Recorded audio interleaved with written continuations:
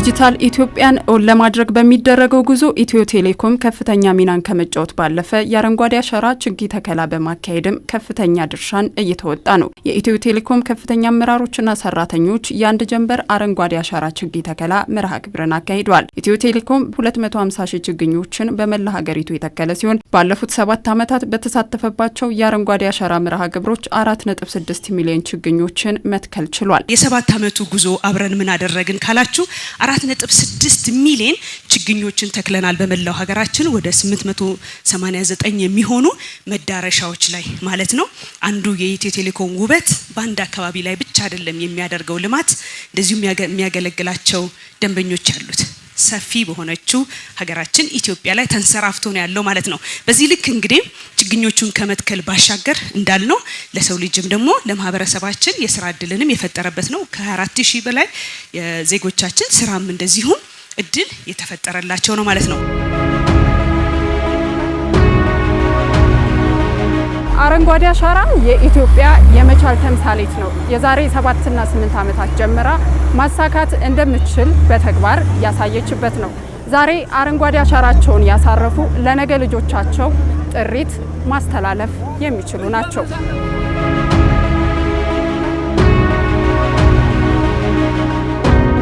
ችግኝ አመጣንና ተከል እዚህ የተገኘሁት ከልጄ ጋር ኢትዮ ቴሌኮም ባዘጋጀው ችግኝ ተከላ አረንጓዴ አሻራ ከልጄ ጋር ለመትከል ነው የመጣሁት። ብዙ ጊዜ ብቻዬን ነበር የምመጣው።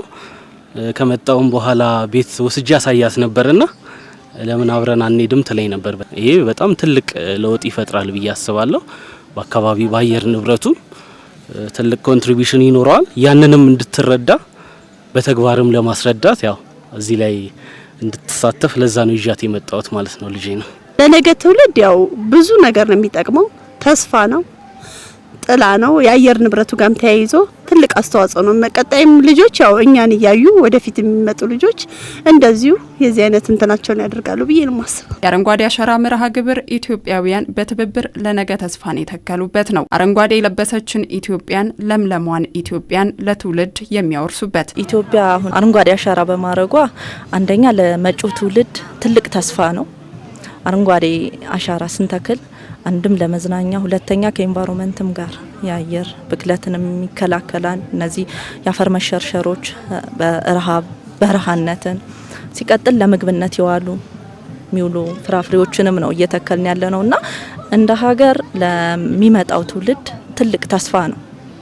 ይሄኛው ትውልድ ሲያልፍ አረንጓዴ ተክሎ ሄደ ማለት በጣም ትልቅ አሪያ ነው። ምንም አይነት ልዩነት የሌለው ኢንጌጅመንት ነው እያየን ያለ ነው።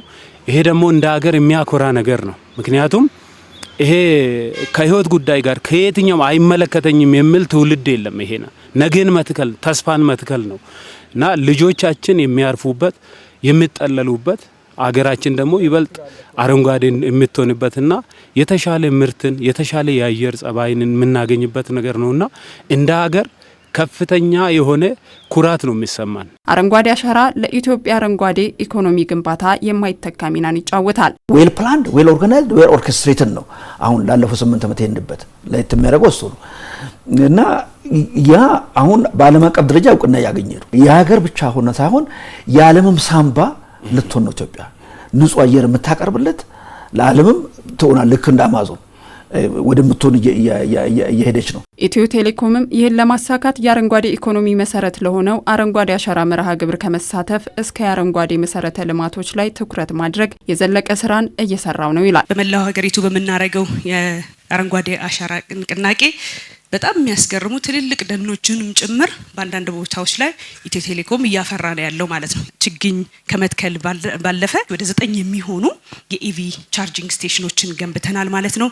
ይህንን በማድረጋችን እንግዲህ አንደኛ ከተሞቻችን ላይ ያለውን ማዘመንን ስራም እያገዝን የአረንጓዴ ኢኮኖሚ ግንባታንም እንደዚሁ እያፋጠንን ነው ማለት ነው።